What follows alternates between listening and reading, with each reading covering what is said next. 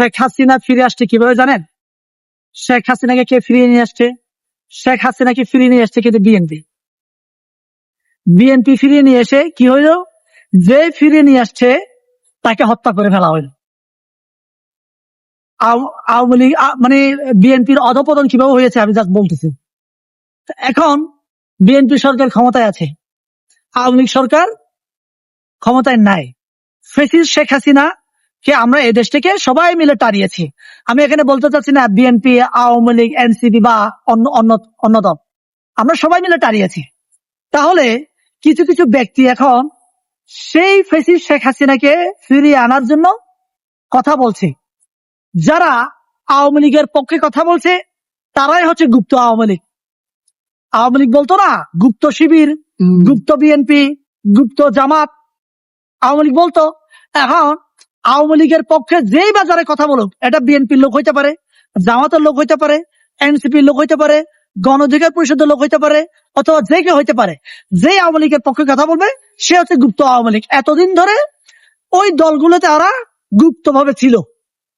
ঠিক রবিন ফারহানা একজন গুপ্ত আওয়ামী লীগ। সেই যদি গুপ্ত আওয়ামী লীগ না হতো, আজকে সে নিজেকে এতদিন বলে আসছে আমি কট্টর বিএনপি। সেই কট্টর বিএনপি থেকে বেরিয়ে এসে সামান্য একটা চেয়ারের জন্য সে কিভাবে পল্টি খাচ্ছে দেখেন। রীতিমতো সে এখন বলতেছে শেখ হাসিনা তার আত্মীয় স্বজন এখানে সবাই জীবন দিয়েছে, তাকে হত্যা করা হয়েছে, সে ফিরে আসবে। আমরা তো বলি না সে ফিরে আসতে পারবে না, ফিরে আসবে। কিভাবে ফিরে আনবো আমরা? তাকে বিচার করার জন্য আমরা ফিরে আনবো। সে কি এই কথা বলেছে? রবিন ফারহানা কিন্তু এই কথা বলে নাই। যার দরুন এটা প্রমাণিত হচ্ছে রবিন ফারহানা এতদিন বিএনপির মধ্যে আন্ডারগ্রাউন্ডে গুপ্ত হিসেবে সে লুকায়িত ছিল, সুপ্ত আওয়ামী লীগ ছিল সে। এখন এই সুপ্ত আওয়ামী লীগ এখন প্রস্ফুটিত হয়ে গুপ্ত আওয়ামী লীগে মানে সে আত্মপ্রকাশ করা শুরু করেছে। যেদিন আওয়ামী লীগ ফিরে আসবে দেখবেন যে রুমিন ফারহানাকে ভালো একটা পদে পদায়ন করে সে বড় আওয়ামী লীগ হয়ে গেছে। সেদিনের অপেক্ষায় আমরা রইলাম। কিন্তু আজকে এইরকম রুমিন ফারহানার মতো যারা সংসদে বসে এই জুলাই এসে গাদ্দারি করছে তাদেরকে আমরা কিভাবে ছাড়তে পারি বলে? তারা এই দেশের মানুষকে ভালোবাসে। এই যে জুলাই যে এত মানুষ প্রাণ দিল, এত মানুষের অঙ্গহানি হলো, সে দেখবেন অনেক মিষ্টি মিষ্টি কথা বলে জুলাইয়ের পক্ষে, কিন্তু জুলাইকে অস্বীকার করা শুরু করেছে। তার মানে সে একটা মানুষের কাছ থেকে সিম্পেথি নিয়ে চেয়ারে যাওয়ার জন্য সে এই সিম্পেথি নিয়েছে। চেয়ারে যাওয়ার পরে তাকে টার্গেট দেওয়া হয়েছে চেয়ারে যাওয়ার জন্য যা যা করা লাগে তুমি তাই তাই করো, চেয়ারে যাওয়ার পরে তুমি আমার এজেন্ডা বাস্তবায়ন করো। এটা প্রকাশ্য দিবালোকের মতো আয়নার মতো পরিষ্কার হয়ে যাচ্ছে রুমিন ফারহানা কি কাজ করছে। তো এইভাবে আমি বলি যে শেখ হাসিনা ফিরে আসবে না। শেখ হাসিনা বলছে যে আপনার ডিসেম্বরের মধ্যে আমি ফিরে আসবো, কে আটকাই আমি দেখবো। বেগম খালেদা জিয়া এই কথা বললেন, আমাকে বলবেন ভাই আপনি তো বিএনপি পন্থী লোক। না, আমি বিএনপি করি না, আমি জামাতও করি না, আমি আওয়ামী লীগ করি না, আমি দেশের সাধারণ একজন নাগরিক। দেশের পক্ষে কথা বলি। দেশের পক্ষে কথা বলতে গিয়ে আমাকে নানা ধরনের ঝুঁকির মধ্যে থাকতে হয়েছে, আমাকে অস্তিত্ব সংকটে থাকতে হয়েছে। তারপরও দেশপ্রেমের জায়গা থেকে বাংলাদেশের চেতনা উজ্জীবিত করার জন্য আমি জীবন ঝুঁকি নিয়ে কথা বলছি। তাহলে বেগম খালেদা জিয়া তাকে বারবার বলা হয়েছিল আপনি দেশ থেকে চলে যান, কিন্তু সে চলে যায় নাই। তাকে স্লো পয়জন দেওয়া হয়েছিল।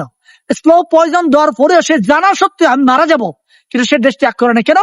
সে মনে মনে ভেবেছে আমি যদি দেশ থেকে চলে যাই আমার লক্ষ হাজার নেতাকর্মী এদেশে আছে, তাদের কি অবস্থা হবে, এ দেশের কি অবস্থা হবে। এ দেশ এবং তার নেতাকর্মীর কথা ভেবে স্লো পয়জন দিয়েছে জেনেও সে নীরবে এই দেশে জীবন মানে বিসর্জন দিয়েছে। শেখ হাসিনা কি করেছে? এক সেকেন্ডের জন্য শেখ হাসিনা চিন্তা করেছে আমার লক্ষ হাজার নেতাকর্মী আছে এদেশে, তাদের কি হবে, আমি তো পালিয়ে গেলাম হেলিকপ্টার দিয়ে, আমার নেতাকর্মীদের কি হবে? চিন্তা করেছে? চিন্তা করে না ভাই। সুতরাং বাংলাদেশের যেই সকল নেতাকর্মীরা বাংলাদেশে থেকে আপনাদেরকে বলছে রাজপথে নামো রাজপথে নামো, কারা বলছে? কেউ ইন্ডিয়াতে, কেউ আমেরিকাতে, কেউ কানাডায়, কেউ সুইজারল্যান্ডে আরাম এসে এই সিরিজে বসে বসে ফোন দিয়ে হ্যালো তোমরা কি করলা আজকে? কি করলা? আমি চট করে ফিরে আসবো, তোমরা রেডি থাকো। ওদের কথা শুনে, এই সুরুমের কথা শুনে যদি আপনারা রাস্তায় নামেন ভাই, এই দেশের যেই সকল নেতা, আওয়ামী লীগের নেতা কর্মী আছেন, তাদের আপনাদের উদ্দেশ্যে বলছি আমি, আপনারা এদেশের নাগরিক। আমরা আপনাদের সাথে, আমাদের কোনো শত্রুতা নাই। শত্রুতা কোথায়? শত্রুতা শেখ হাসিনার সাথে। কেন? শেখ হাসিনা এই দেশকে ভারতের অঙ্গরাজ্য তৈরি করার জন্য যা যা করা লাগে তাইতে করেছে ভাই। তাই আমরা তাকে এই দেশের শত্রু মনে করেছি, আপনাকে মনে করে নেই আমি। সুতরাং তাকে ফিরিয়ে নিয়ে এসে আপনি নিজের জীবনের ঝুঁকি আনবেন না। আমরা আপনাকে ভালোবাসি, আমরা সবাই মিলেমিশে থাকতে চাই। এই বাংলাদেশে যারা আছে এখন, প্রত্যেকে জুলাইয়ের পক্ষের সৈনিক। এই দেশ থেকে যারা পালিয়ে গেছে, ওরাই হচ্ছে জুলাইয়ের গাদ্দারের লোক।